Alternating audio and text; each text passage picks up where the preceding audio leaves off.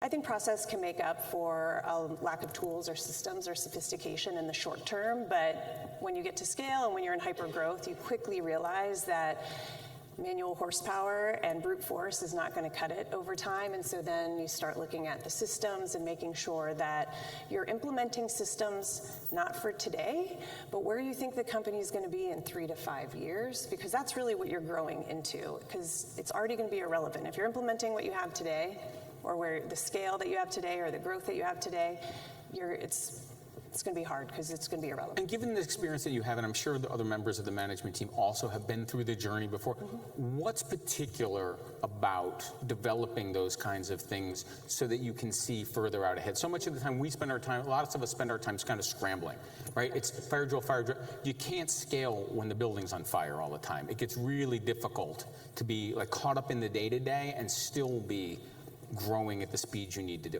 What are the kind of the essentials there that you and your colleagues use in order to make sure that you're growing it that way, not getting in your own way? Exactly, or getting distracted by the next shiny object or by another metric that might not. I saw this cool software. And so cool, or this thing we should do. That's one of the things I love about the new leadership team that I'm a part of right now.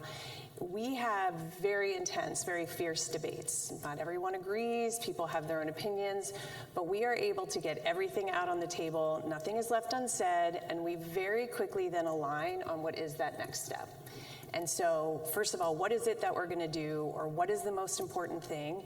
And then we assign some measure of it, or a metric. And you're very clear on, here's the goal for the next 18 months, and here's the one metric that we're going to use to track it.